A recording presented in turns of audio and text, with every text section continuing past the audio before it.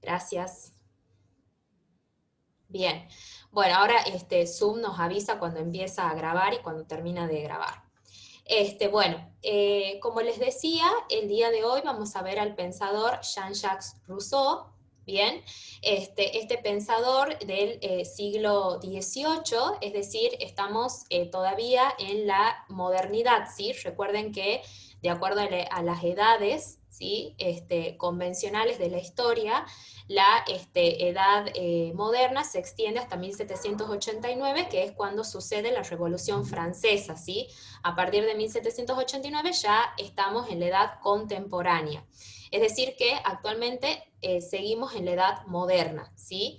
1712 a 1778 es pensador que junto con Locke, Hobbes, Montesquieu, están dentro de la línea de los pensadores de la época de la Ilustración o del Iluminismo, también como se conoce contextualmente hablando, ¿no? El iluminismo fue un movimiento cultural, ¿sí? Que se desarrolló en el siglo XVIII, mayormente en Europa, y se le dice iluminismo o ilustración, más que nada iluminismo, porque el objetivo de este movimiento cultural era sacar a la sociedad de una, podríamos decir, ignorancia de siglos, en la que había estado sumida, ¿sí? Recuerden ustedes que durante mucho tiempo, durante toda la Edad Media e incluso parte de la Edad Moderna, el conocimiento de la sociedad estaba subsumido a lo que decía más que nada la Iglesia, ¿sí?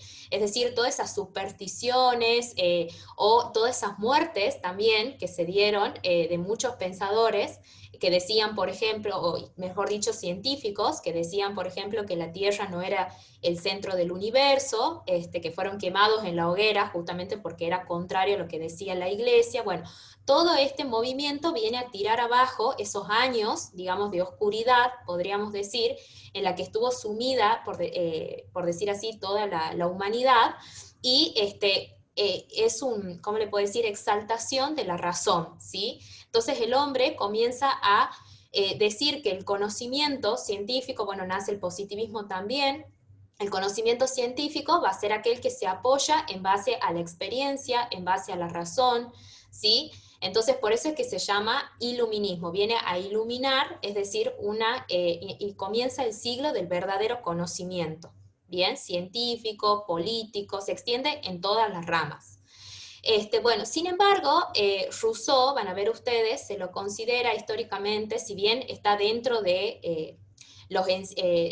digamos, del grupo de los iluministas, sin embargo, él personalmente se considera romanticista, porque también dentro de lo que es el gran movimiento del iluminismo, surgieron otros movimientos en contra de este gran iluminismo, como fue el romanticismo, ¿sí? El romanticismo es otro movimiento cultural en donde Rousseau personalmente se coloca, él dice que él es un romántico, en el sentido de dejar de lado la razón y exaltar los sentimientos, ¿sí? Bueno, ya van a ver por qué, ¿sí? Rousseau va a ser un gran crítico de este movimiento cultural, tanto de los iluministas como del movimiento de la enciclopedia o enciclopedistas, que ha sido fundado por Diderot, ¿sí? Él se va a oponer a ese movimiento, aunque culturalmente a Rousseau, a Montesquieu, a Locke, lo ponen históricamente dentro del mismo movimiento, pero Rousseau se consideraba un revolucionario. Bien, bueno, eso por un lado en cuanto a lo personal, ¿sí? Acá lo vamos a mover el PowerPoint, a ver si se mueve, me parece que está trabado. ¿Ahí se ve? Sí, Eli, sí se ve. ¿La segunda filmina? ¿O No, estamos en la primera se ve. la primera? Ah, bien.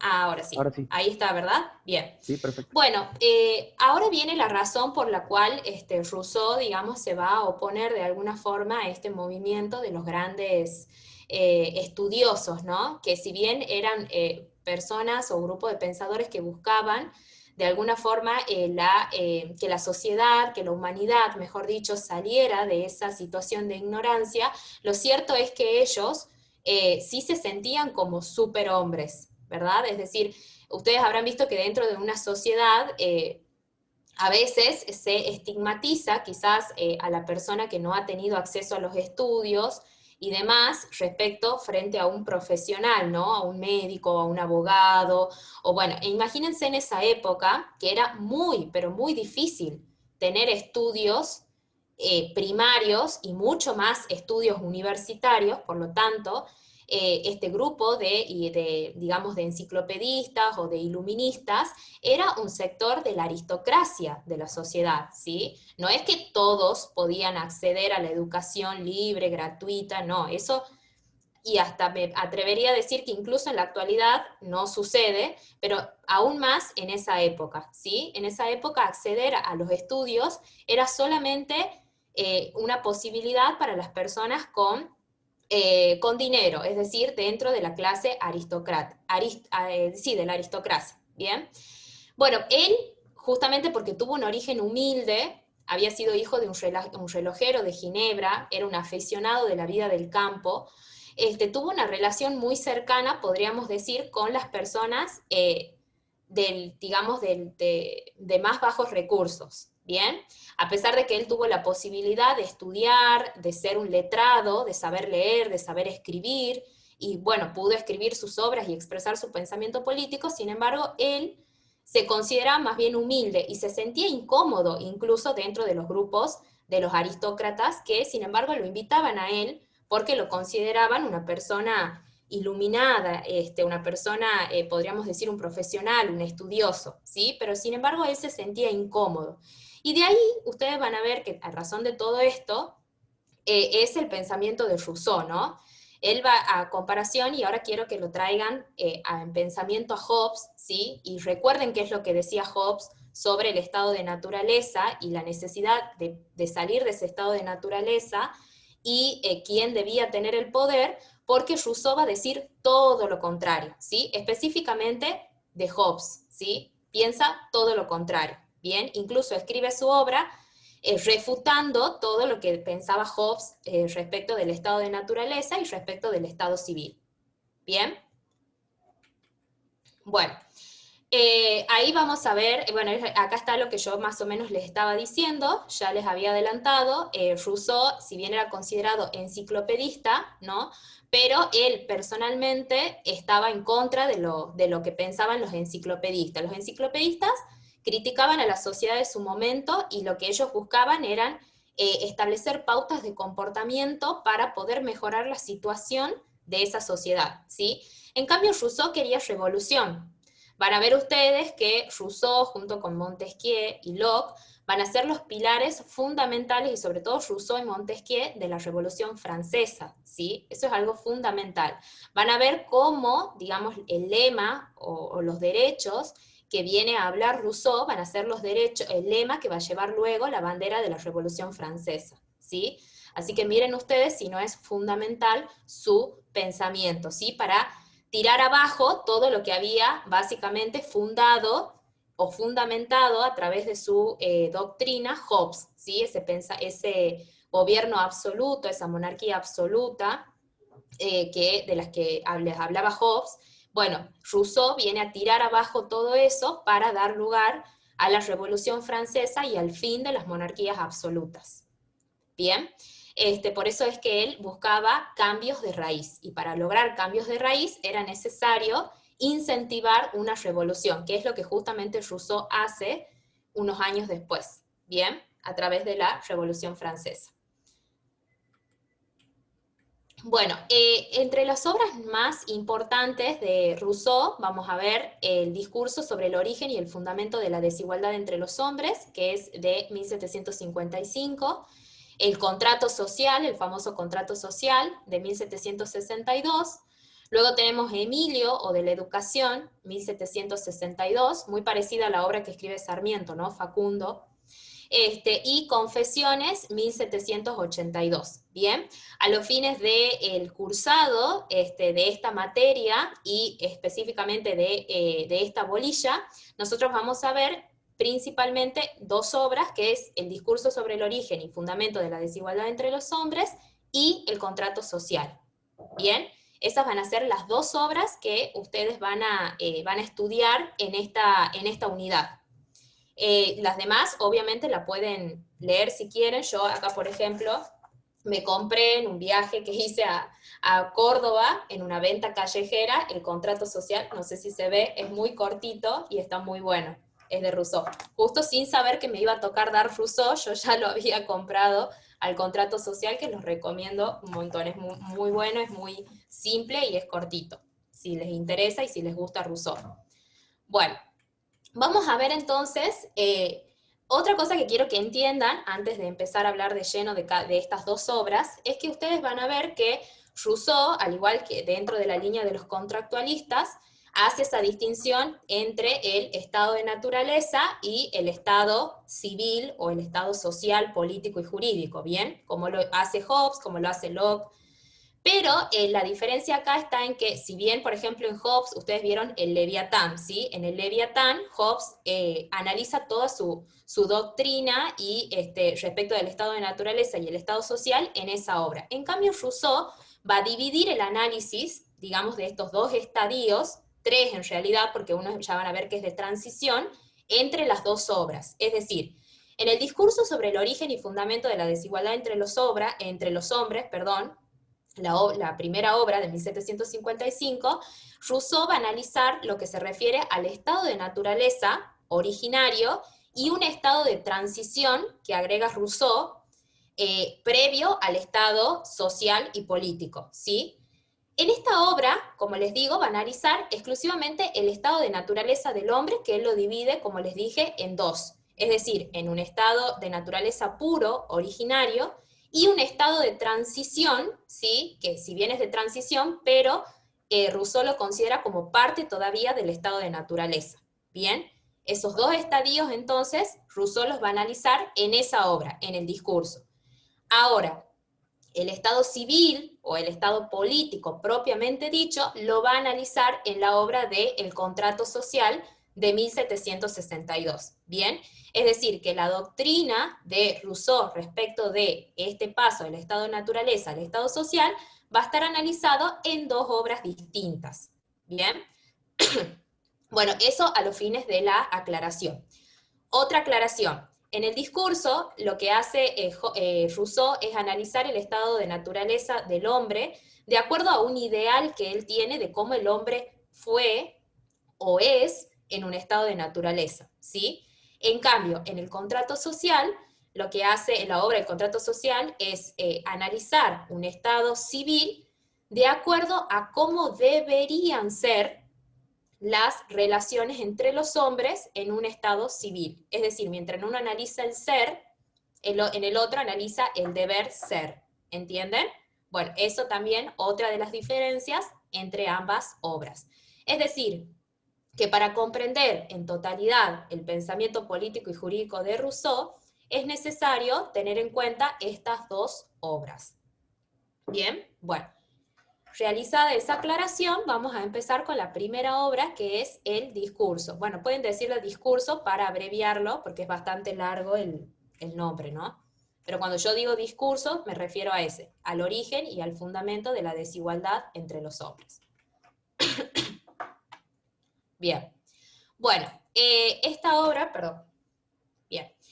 Entonces, bueno, como yo ya, ahí tienen la fotito de la portada de la obra, el discurso sobre el origen y fundamento de la desigualdad entre los hombres, ¿bien? Bueno, ahí está, como ya les adelanté yo, en esta obra entonces, Rousseau va a analizar dos estadios en el estado de naturaleza del hombre, ¿sí? Esto era pregunta de examen cuando hacíamos oral.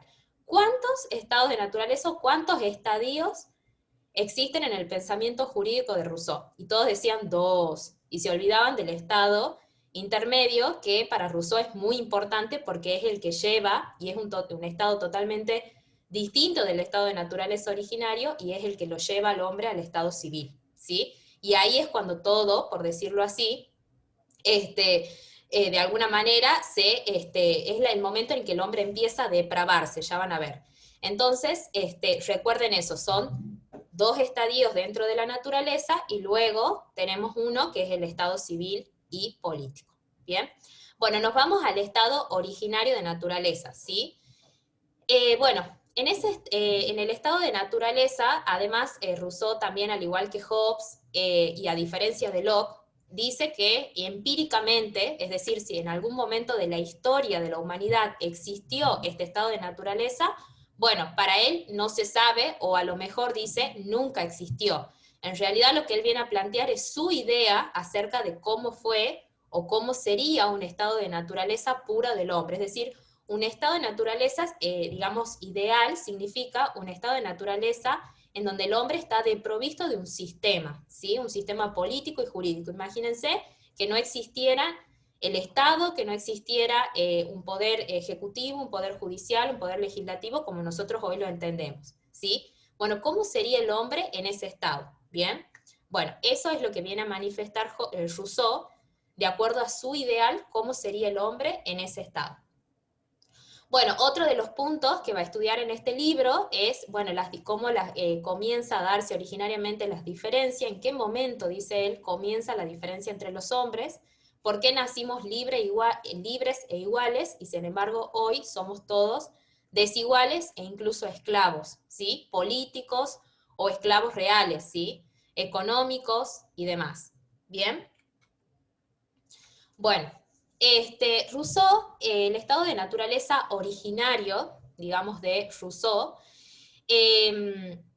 Rousseau decía que si al hombre lo reducimos a la naturaleza, quedaría simplemente en un animal igual que cualquier otro animal de la naturaleza, ¿sí? Desprovisto incluso de la razón. Rousseau es tan radical que incluso llega a decir que la razón no es más que un producto de la sociedad, no de la naturaleza del hombre, ¿sí? El hombre en un estado natural está desprovisto de razón, está desprovisto de moralidad y vive igual que otro animal. Es decir, que lo único que rige al hombre en un estado de naturaleza puro son sus instintos. ¿Bien?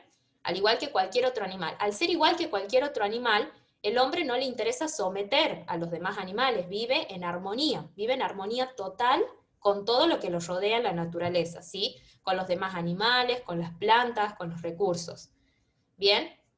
Entonces, justamente para Rousseau van a ver que la razón por la que el hombre se convierte en un mal hombre es la sociedad, es decir, todo lo contrario a lo que piensa Hobbes. ¿Bien?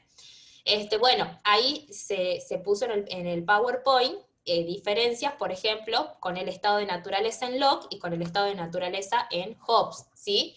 En Locke, que decía que el hombre era laborioso, que también vivía pacíficamente, pero para Locke ya en un estado de naturaleza el hombre estaba organizado, ¿sí? Estaba organizado en grupos que convivían. Para Rousseau no, en el estado de naturaleza de Rousseau es como que el hombre es más bien ermitaño, es solitario, o él dice tiene a su mujer, bien, porque claramente hace referencia más que nada al hombre masculino, ¿no? Entonces él vive en paz, está tranquilo con los demás animales, con los demás hombres, no les interesa lo que el otro hombre haga, tenga, tiene totalmente tranquilidad, vive en armonía, no hay conflictos, no necesita estar demostrándole frente al otro hombre que tiene más o que tiene menos, ¿sí? No le interesa, ¿bien? Entonces, en Hobbes, en cambio, es todo lo contrario. ¿Qué decía Hobbes del estado de naturaleza? El hombre es malo, rige la vanagloria, la codicia, la venganza, el hombre es un lobo para el hombre vive en constante guerra los unos con los otros, y por eso Hobbes justificaba que la única forma de salir de ese caos era a través de ese contrato social y de transferirle todo el poder al soberano, ¿sí? Que podía ser una asamblea, que podía ser un monarca, y que había una sumisión total de los hombres frente a ese soberano. Bien, hay una renuncia total al derecho de gobierno sobre sí mismo. Bien, eso es lo que decía Hobbes, ¿recuerdan? Bueno, Rousseau va a decir que eso es totalmente esclavizante. El hombre jamás puede renunciar a su libertad y a su igualdad frente a ningún otro soberano. Bien, bueno. Eso como para que ustedes entiendan la diferencia entre lo que consideraba Rousseau, que era el hombre en un estado de naturaleza puro, y lo que consideraba Locke y Hobbes. Bien. Bueno, entonces, como les decía, en este estado de naturaleza, en este estado de naturaleza puro, el hombre es un animal, igual que otro animal, ¿sí? Se manejaban principalmente por sus instintos de conservación y horror al padecimiento, ¿bien? No peleaban por codicia, y ahí viene la diferencia con Hobbes, ¿sí? Recuerden que, ¿qué decía Hobbes? El hombre pelea por codicia, quiere más de lo que tiene. Quiere más y eso lo lleva a enfrentarse con el otro, a querer quitarle lo que el otro tiene. También, ¿qué decía Hobbes? Que el hombre se peleaba en la naturaleza porque quería sobresalir sobre los otros hombres y, de alguna manera, imponerse frente a los otros hombres.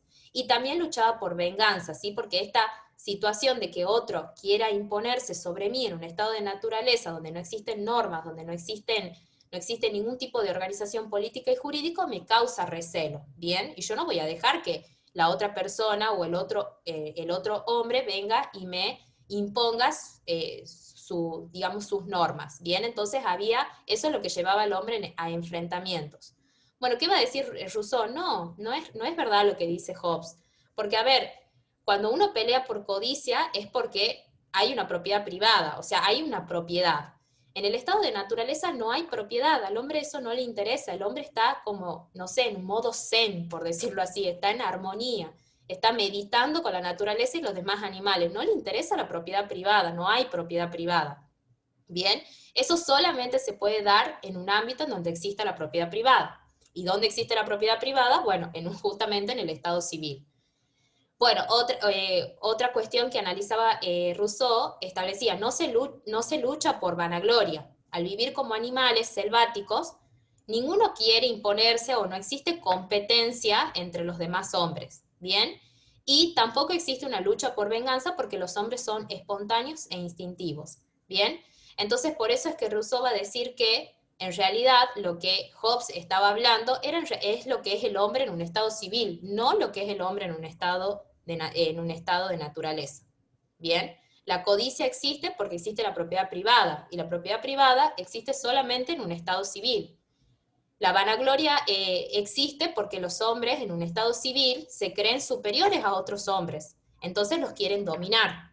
Bien, eso sucede solamente en el estado civil de su época, ¿no? Él hablaba de ese entorno.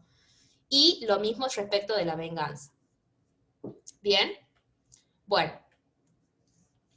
Bueno, ahí hay una fotito respecto para que se imaginen ustedes al hombre en ese estado de naturaleza puro, ¿no? Es decir, en total armonía, decía Rousseau, con los demás animales, con los recursos e incluso con los demás hombres, ¿sí? Él habla de un buen salvaje, ¿sí? Que vivió venturoso, feliz, lo único que le preocupaba era la alimentación, la mujer y el reposo. Era un estado de felicidad relativa, no un estado de felicidad perfecta. Ya vamos a ver por qué, ¿sí? Pero lo más importante, y ustedes tomen nota de esto, porque esto es lo que él luego lo va a trasladar a su otra obra para fundamentar justamente su ideal respecto del contrato social. En ese estado de naturaleza, el hombre nace igual y libre frente a los demás. Es decir, que todos los hombres nacen libres e iguales, ¿bien? Y ese va a ser su fundamento para el contrato social y para justificar por qué él cree que un Estado legítimo social es solamente aquel que respeta la libertad y la igualdad entre los hombres. Bien, que va a ser la bandera que va a llevar justamente la Revolución Francesa, ¿no? Fraternité, liberté, bien. Esos son, bueno, justamente es Rousseau el que plantea estos derechos fundamentales en su obra. Bien. Bueno, eso es entonces, para que ustedes entiendan, ese estado de naturaleza puro, ese primer estadio de la naturaleza. Sin embargo, esta felicidad relativa lamentablemente no se podía mantener. El hombre instintivamente, dice Rousseau, se dirige de alguna forma hacia el estado civil. ¿Por qué? Bien, y ahí viene este segundo estado de naturaleza. Bien, Llega un momento, dice, bueno, Rousseau incluso lo dice en este librito que está acá, del contrato social, que los problemas empiezan en el estado de naturaleza cuando el hombre empieza a decir, esto me pertenece, ¿sí? Es decir que, al igual que Locke, también Locke comparte esto con Rousseau, los problemas empiezan cuando cuando nace la propiedad privada, ¿sí? Nace la propiedad privada y nacen los problemas. ¿Por qué?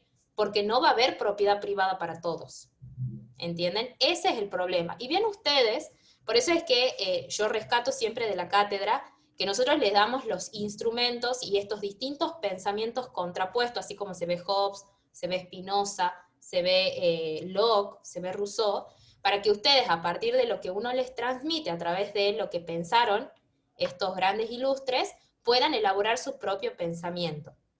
Y vean ustedes si hoy la propiedad privada no es, por ejemplo, a nivel delictual, hoy en día los delitos que más hay en el ámbito del Ministerio Público Fiscal son los robos y los hurtos, es decir, todo lo que involucra la propiedad privada. Y y algo que también estadísticamente se comprueba día a día, turno a turno, es que la gente de más bajos recursos le roba a la gente que tiene. ¿Entienden? O sea, es como que, más allá de que obviamente no es tanto porque lo quiera tener, sino que también hay otros problemas sociales, de droga, etcétera, de por medio, pero vean ustedes si la propiedad privada no es hoy, digamos, la razón por la que los hombres constantemente están en lucha, ¿sí? Y justamente estos delitos que involucran la propiedad privada, robos y hurtos, por ejemplo, usurpación puede ser también, en el ámbito civil la prescripción adquisitiva, la usurpación, entre otros. Entonces, verán ustedes cómo la propiedad privada es un gran, podríamos decir, pilar que ocasiona problemas en la sociedad, ¿sí? Que está reconocido en el artículo 17 de la Constitución Nacional, ¿no? El derecho a la propiedad privada. Bueno, Rousseau va a decir que va a ser esta propiedad privada, lo que va a originar los problemas en ese hombre feliz del estado de naturaleza puro, ¿sí? Ese hombre que no le interesaba lo que el otro tenía o lo que el otro hacía bien. Empieza a aparecer, dice, distintos instrumentos, como por ejemplo la caza, la pesca, que hacen que el hombre ya deje de ser de alguna manera nómade, empiece a organizarse, digamos, y a conformar grupos, ¿sí? Grupos de convivencia. El hombre empieza a parcelar la tierra, pero llega un momento, digamos, o sea, el hombre descubre la utilidad justamente de ser nómades, de estos instrumentos de caza, de estos instrumentos de pesca, de parcelar la tierra, pero bueno, descubre la utilidad económica, pero a su vez eso trae arraigado el gran problema de que lamentablemente no hay propiedad para todos. La propiedad en algún momento comienza a agotarse, ¿sí? Hay algunos que tendrán propiedades más grandes, otros más chicas, pero la realidad es que un gran porcentaje de hombres de ese estado de naturaleza se va a quedar sin propiedad. Y por supuesto va a surgir que los que tengan van a sentir cierto poderío, ¿sí? Van a sentir, no va a ser lo mismo el que tiene una tierra, el que tiene instrumentos de caza, el que está ya organizado en grupo, porque van a empezar a elegirse entre ellos, van a decir, bueno, nos juntemos los que tengamos, ¿sí? Los que tenemos tierra nos juntemos por un lado, los que no tienen, y bueno, no tienen, ¿sí? Entonces empieza a surgir esta situación de vanagloria, es decir, de los hombres que empiezan a tener cada vez más, a querer dominar a los que no tienen, o a surgir esta situación de codicia, el que tiene quiere más. Bien, entonces eso es lo que empieza a ocurrir en este segundo estadio de la naturaleza, ¿sí? Que es el estadio de transición entre el estado natural puro y el estado civil, ¿bien? Es decir, el hombre comienza a organizarse en comunidad, ¿bien? Comienza a, digamos, a querer tener poder no solamente sobre los animales, sino también sobre los otros hombres, ¿bien? Comienza a vivir en común, como bien lo dice acá el PowerPoint. Comienza a asociarse entre los mejores, entre los más guapos, los más hábiles, ¿sí? Y dejando atrás o dejando de costado los que no tienen, los que son menos, los que son más débiles, etc. Bien, comienza entonces que la diferencia, el origen, la desigualdad entre los hombres. Bien. Bueno, entonces, llega un momento en donde las parcelas se terminan, ya no hay nada más que dividir, algunos han quedado afuera, otros han quedado adentro, en el sentido de que algunos tienen propiedad, otros no tienen propiedad, están como excluidos. Entonces, ahí Rousseau en esa obra habla de un pacto que no tiene que confundirse con el pacto del contrato social, de la obra del contrato social. Esto es otro pacto, en realidad es un pacto medio perverso, que lo hacen la gente que tiene, o sea, los hombres que tienen, que poseen, respecto de los que no poseen, ¿sí? Como una forma de dominarlos, ¿bien? Ese es el pacto al que se refiere Rousseau cuando habla de la crisis del segundo estadio de la naturaleza. No es entonces el contrato social propiamente dicho. Este es un pacto que se hace entre, digamos, los que tienen para seguir favoreciéndose a ellos mismos, alimentados justamente por ese sentimiento de vanagloria, de codicia, entre otros. Entonces, ¿qué pasa? Rousseau llega hasta ahí, hasta este estadio, en esta obra sobre el origen y fundamento de la desigualdad entre los hombres, ¿bien? Llega hasta ese segundo estadio, donde todo entra en caos. ¿Por qué? Porque esa igualdad y esa libertad originaria de alguna manera ha desaparecido. Y los hombres que no tienen necesitan conservarse, que generalmente va a ser la mayoría, ¿sí? Los que no poseen va a ser la mayoría. Entonces, en ese afán de conservación, es que el hombre entiende que ya no puede seguir en ese estado de naturaleza, ¿sí? Tiene que salir de ese estado de naturaleza para poder garantizar esos derechos de libertad e igualdad que existían en el estado de naturaleza puro, ¿sí? Bien, entonces es ahí en este segundo estadio en donde Rousseau explica el origen y el fundamento de la desigualdad entre los hombres, que está dado principalmente por la propiedad privada. Bien, eso es lo que dice Rousseau. Todo lo contrario a lo que decía Hobbes. Bien, no sé si han notado, han captado, han podido entender esa diferencia. Mientras que para Hobbes el hombre ya era malo, tenía codicia, tenía el sentimiento de vanagloria y venganza en un estado de naturaleza, Rousseau lo considera que eso nace cuando nace el estado civil. ¿Bien? Bueno, ahora nos vamos a la segunda obra de Rousseau, la llamada El contrato social, ¿sí? En donde, como yo les dije, esta obra es la que Rousseau explica cómo para él deberían ser las relaciones entre los hombres en un estado de naturaleza. Recordemos que para Rousseau eso en su época no pasaba, en su época pasaba justamente este estadio, ¿sí? Es decir, el hombre está siendo esclavizado por los hombres que tienen, ¿sí? En una monarquía absoluta, en donde son esclavos no solo económicos, sino también políticos, ¿bien? Hay un monarca que gobierna de acuerdo a su interés particular, a su sentimiento de codicia, de vanagloria, no existe la libertad, no existe la igualdad, ¿sí? Esta es la época en la que vive Rousseau. Para Rousseau, su época todavía está en un segundo estado de naturaleza. Entonces, en la obra El contrato social, Rousseau propone la revolución, ¿sí? Miren ustedes que viene a proponer un sistema democrático, ¿sí? Como lo conocemos hoy en día. ¿Bien? O sea, totalmente distinto a lo que se llevó en esa época, ¿bien? Lo que existía como organización política en esa época, que era la monarquía absoluta, totalmente corrupta, con toda la suma de poderes, que bueno, Montesquieu, a través de su sistema de división de poderes, también va a ser el otro pilar. Rousseau en cuanto a lo social, Montesquieu en cuanto a lo político, ¿sí? Bueno, entonces, en el contrato social, Rousseau empieza su obra diciendo: el hombre ha nacido libre y en todas partes está encadenado, ¿sí? Como ya les adelanté, el objeto de esta obra es desentrañar cómo deben ser las relaciones entre los hombres, ¿sí? Su lema es formular justas leyes, esas justas leyes que van a ser creadas por el pueblo. Ya vamos a ver quién tiene, bueno, la soberanía, ya me adelanté, va a ser el pueblo, ¿sí? Entonces, como tema principal va a ser la libertad y la igualdad de los hombres bajo un Estado instituido por medio de un contrato social, ¿sí? Lo que él busca a través de la obra El contrato social es que el hombre vuelva a ser el hombre del estado de naturaleza, pero en un estado civil, en donde se le reconozca como ha nacido la libertad y la igualdad, ¿sí? Y bueno, como ya les dije, este libro va a ser pilar de la Revolución Francesa. Bien. Bueno, en el contrato social va a aparecer algo fundamental, que bueno, si están tomando nota o están directamente leyendo en Paniagua, van a ver que en esta obra Rousseau empieza a hablar sobre la voluntad general. ¿Qué es esto de la voluntad general? ¿Sí? Así como hablaba Hobbes del Leviatán, bueno, Rousseau va a hablar de la voluntad general, ¿sí? Y va a decir que, digamos, la única, para que un Estado primero sea legítimo, un Estado social sea legítimo, se debe garantizar o deben estar garantizados todos los hombres la libertad y la igualdad. ¿Bien?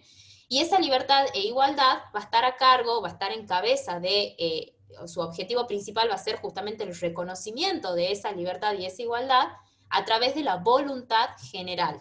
¿Y qué va a ser la voluntad general? Bueno, ustedes verán que en Paniagua habla primero de un consentimiento unánime de todos los ciudadanos, digamos, al momento de hacer el contrato social, pero al final, digamos, de las páginas de Paniagua van a ver que hablan de los disidentes. Por eso es que, porque Rousseau termina reconociendo en su obra que puede haber disidentes respecto de la voluntad general. Entonces, no vamos a hablar de unanimidad, sino de la mayoría. ¿Bien? Y que van a ver ustedes que esto también es un pilar de los sistemas democráticos de la actualidad. ¿Bien? La voluntad general expresada como la mayoría del pueblo, lo que quiere la mayoría, ¿sí?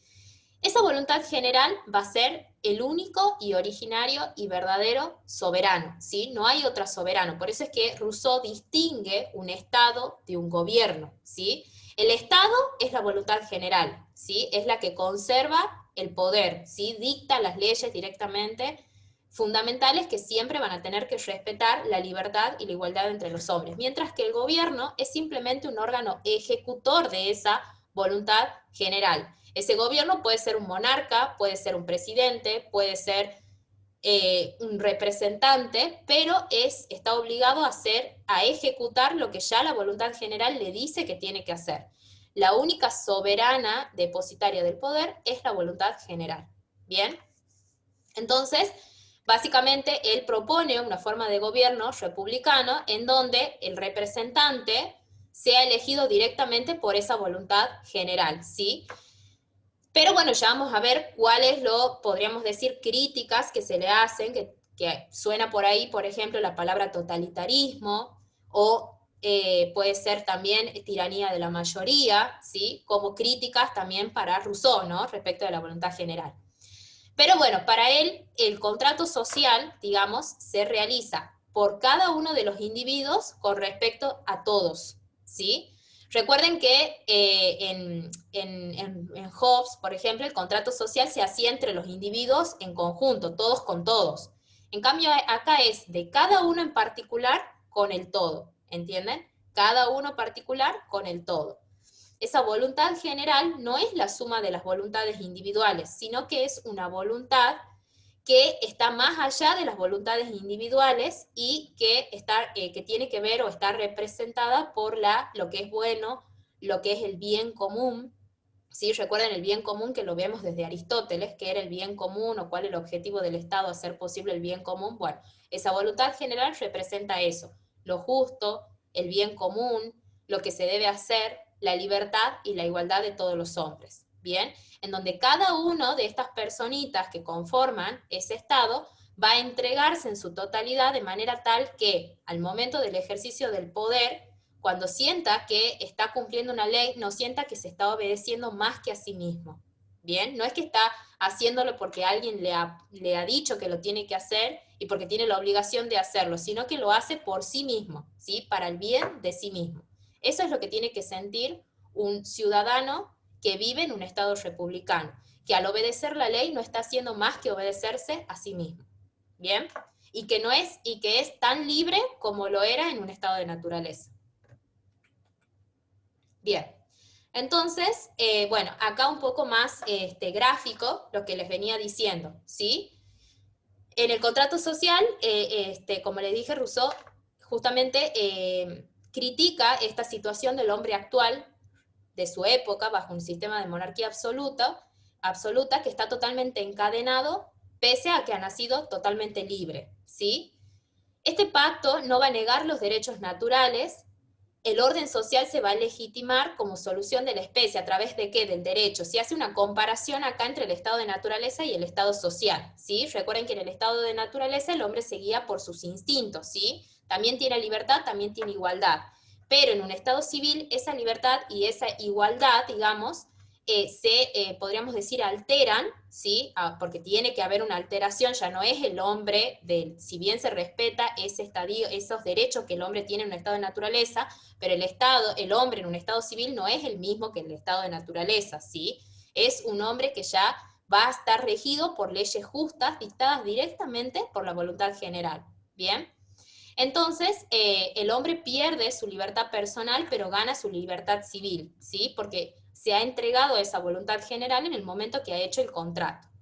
Bien, por eso es que Rousseau se lo considera como el fundador de la democracia, ¿sí? La soberanía está en el pueblo está representado a través de la voluntad general. La voluntad general es la que dicta directamente las normas, que van a ser totalmente justas, respetando siempre los derechos de libertad y de igualdad, y representa el Estado, mientras que el gobierno es simplemente un ciudadano o un conjunto de ciudadanos que representa y ejecuta lo que la voluntad general le manda a hacer.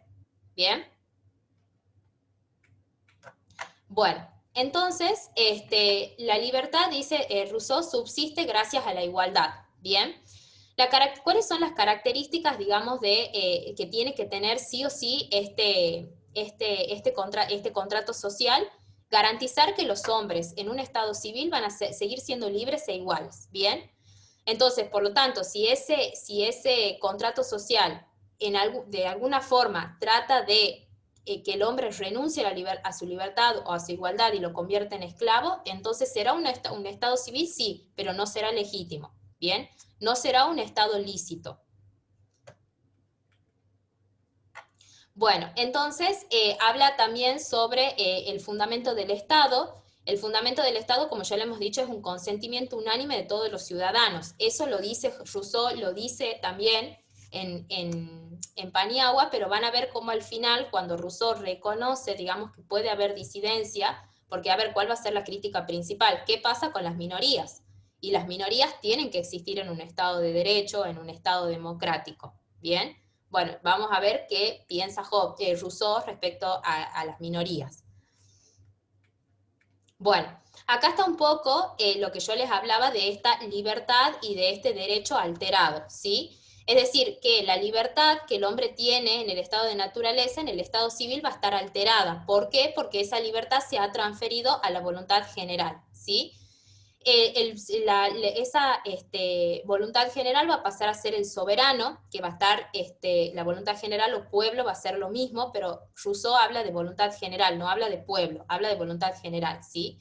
Y el poder del Estado va a estar limitado por el derecho natural. Rousseau es naturalista. ¿Por qué? Porque está reconociendo que la libertad y la igualdad son derechos que vienen del estado de naturaleza del hombre, ¿sí? Por eso es que se lo considera Rousseau también como naturalista. Bien, entonces vamos a tener que de ese pacto social, ¿sí? Surge la voluntad general, que va a estar representada por lo que ya les dije, el bien social, que es común, colectivo, está representada por lo justo y por lo que es bueno, ¿bien? Entonces siempre el interés común se debe imponer sobre el interés particular, ¿sí? Basta de gobiernos que gobiernan de acuerdo al interés particular. Eso es lo que criticaba Rousseau. El monarca gobierna para su propio bien, porque quiere tener más, porque quiere ser más poderoso, y al final ese tipo de Estado no es legítimo, no está representado en el monarca el interés, digamos, de la voluntad general, ¿sí? Está representado un interés particular. Por eso siempre la voluntad general se debe imponer sobre el interés particular. Bueno, una de las grandes críticas que se le hace ahí a Rousseau es justamente eso, que desaparece el hombre como ser individual, ¿sí? Porque es como comido de alguna forma por la voluntad general. Y también se dice que esto es lo que ha justificado de alguna forma los regímenes totalitarios, ¿sí? En donde existe un partido único, no puede haber otros partidos, ¿sí? Entonces, bueno, Esas han sido algunas de las críticas respecto de esta exaltación que existe por parte de Rousseau de la voluntad general y de borrar de alguna manera las voluntades individuales, incluso las disidentes. ¿Bien?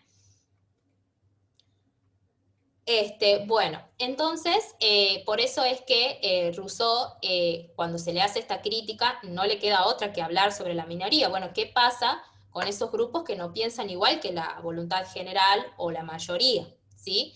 Entonces, lo que dice Rousseau es que está bien, se va a escuchar a las minorías, ¿sí? Por eso es que tiene, por ejemplo, se le va a reconocer derechos como la libertad de expresión, pero al final siempre concluye que se deben subsumir a la mayoría, ¿sí? O sea, sí o sí, siempre en un Estado democrático se va a hacer lo que la mayoría quiere. Independientemente de que se les pueda dar un espacio digamos, a las minorías para que puedan expresarse en contra o lo que fuera, o proponer otras ideas, pero como la voluntad general es la máxima exponente de lo que quieren todos en común, entonces, bueno, si piensan algunos distintos, bueno, podrán decirlo, pero al fin y al cabo siempre se va a hacer lo que la mayoría quiere, lo que la mayoría vota, ¿bien? Y verán ustedes que este es el fundamento actualmente de las democracias, ¿sí? Si bien se le da un espacio a las minorías, pero siempre la mayoría va a tener dos bancas, etcétera, ¿sí? Siempre la mayoría va a estar por encima de las minorías, ¿bien? Bueno, acá está ya un poco sobre el Estado y el gobierno. Ya les dije que el gobierno es simplemente un órgano ejecutor del Estado. El Estado es entonces, si en el examen yo les pregunto, según Rousseau, el Estado es, dos puntos, el monarca, la asamblea o la voluntad general. Re fácil está esa pregunta, ustedes van a saber qué es la voluntad general, ¿sí? El Estado siempre es en la voluntad general. La voluntad, sí, la voluntad general, la mayoría. ¿Bien? Mientras que el gobierno es simplemente un órgano ejecutor de lo que le dice que haga la voluntad general, ¿sí? La voluntad general, ¿qué representa? Bueno, el bien común, la justicia, lo constitucional, ¿sí? Lo que está bien dentro de una sociedad política y jurídica. ¿Bien? Bueno, entonces, acá un poco les habla un poco sobre el gobierno, ¿sí? El gobierno democrático tradicional, o sea, para Rousseau lo mejor hubiera sido una democracia directa, ¿sí? Donde la voluntad general directamente gobierna, pero sabemos que eso es imposible, es impracticable. Por eso es que sí o sí necesitamos de una organización de gobierno, ya sea a través de una monarquía, a través de una asamblea, de un parlamento, ¿sí? Actualmente nosotros tenemos el Poder Ejecutivo que cuyo jefe va a ser siempre el presidente, ¿sí? Y como subjefe podemos decir el vicepresidente, o a nivel provincial el gobernador y el vicegobernador, ¿sí? Actualmente en los países europeos la mayoría tienen sistemas democráticos parlamentarios, ¿sí? En donde tienen un parlamento y un ministro. Y si bien sigue estando la figura del rey, pero el rey cumple otras funciones que ya no son las de gobierno, ¿sí? Son más bien las de Estado, podríamos decir como representante del pueblo, entre otras cuestiones, pero quien toma las verdaderas decisiones en cuanto a gobierno va a ser el Parlamento y el primer ministro, ¿bien? Bueno, entonces siempre va a ser legítimo cualquier tipo de gobierno que que se elija, ya sea a través de la monarquía, de una república, o de una aristocracia, que sea aceptada por el pueblo, es decir, que sea aceptado por la voluntad general. Bueno, acá un poco se considera que el gobierno aristocrático era el preferido por Rousseau, ¿sí? Pero recuerden que, o sea, a ver, para la forma de organización política para Rousseau la mejor es el democrático, ¿no? La cuestión democrática tiene que ver con la cuestión de Estado, no con la cuestión de gobierno. Por eso sepan hacer esa diferencia. ¿A qué se refiere Rousseau cuando habla de Estado y a qué se refiere cuando habla de gobierno? ¿Sí? Son dos cosas distintas. Uno es un órgano ejecutor y el otro es la forma de organización política, en donde la soberanía la va a tener siempre la voluntad general. Bueno, y después tenemos la otra obra que a los quienes esté interesado y le haya gustado Rousseau y quiera seguir leyendo, tenemos las Confesiones de 1782, que es más que nada respecto de su autobiografía moderna, revive su etapa infantil, su adolescencia, bueno, cuenta cómo ha sido perseguido, abrumado, es decir, es una autobiografía, ¿sí? Si quieren conocer más sobre la vida personal, digamos, de Rousseau. También tuvo hijos que los tuvo que entregar a un orfanato, situaciones muy feas que, bueno, que le pasaron alrededor de su vida, es más que nada en cuanto a lo personal. Si les interesa, les gusta, a los fines del examen solamente vamos a ver, bueno, también está Emilio, también si lo quieren leer, pero a los fines, digamos, del examen y de la clase de hoy, son estas dos obras, ¿sí? El origen, perdón, los discursos y el contrato social, ¿bien? Bueno, para cerrar la clase y a los fines que, bueno, abrir un ratito, tenemos unos 30 minutos para las preguntas, los que quieran hacer. Para cerrar la clase y para resumir todo, tenemos Rousseau, un pensador del siglo XVIII, de la modernidad. Contextualmente, ¿qué tenemos? Bueno, una monarquía absoluta en crisis, en decadencia, el surgimiento del iluminismo o de la ilustración, también del romanticismo como ese movimiento cultural en contra de la ilustración. Tenemos los enciclopedistas, que era este grupo, digamos, aristócrata, de hombres de letras, conocedores, lectores, juristas, ¿sí? Que trataban de sacar, digamos, a la humanidad supuestamente de esos años, digamos, de ignorancia impuesta por la educación o lo que la iglesia les decía que la Inquisición les decía que era, ¿sí? La tierra era el centro del universo, entre otros. Bien, y en cuanto a lo político y jurídico, ese poder absoluto de los reyes provenía de Dios, ¿sí? Bueno, toda esa presencia de la iglesia durante tanto tiempo en todos los ámbitos del hombre viene a ser, digamos, dejada atrás o tirada o derribada por este grupo de iluministas que trata de sacar a la humanidad de ese momento, digamos, de ignorancia. Bien, y a la par de ese movimiento iluminista, el romanticismo, que de alguna manera se contrapone con la ilustración, ¿sí? Que la ilustración de alguna manera exaltaba la razón del hombre, el romanticismo viene a exaltar los sentimientos del hombre, ¿bien? El hombre como un ser sentimental y no tanto racional, ¿bien? Dentro de ese movimiento, Rousseau personalmente, él se ubica como romanticista, ¿sí? Pero históricamente a Rousseau, junto con Locke, Montesquieu y Hobbes y demás pensadores que ustedes han visto de la modernidad, están dentro de la línea de la ilustración. Bien, bueno, ¿cuáles son las dos obras más importantes de Rousseau? Hemos dicho el discurso sobre el origen y fundamento de la desigualdad entre los hombres y el contrato social. En ambos va a tratar la teoría, digamos, del estado de naturaleza, el paso al estado social, pero va a ser va a haber una división en ese pensamiento. En cuanto a obras, ¿sí? En la primera obra va a hablar solamente del estado de naturaleza, en cuanto a su primer estadio y segundo estadio, mientras que en el contrato social va a analizar exclusivamente el estado civil de acuerdo a cómo él cree que deberían ser las relaciones sociales, imponiendo o considerando que la mejor organización política es una democracia representada a través de la voluntad general, que va a representar en conjunto el Estado, mientras que el gobierno, ya sea una monarquía, una república o una democracia, va a ser, digamos, simplemente un órgano ejecutor de la voluntad general.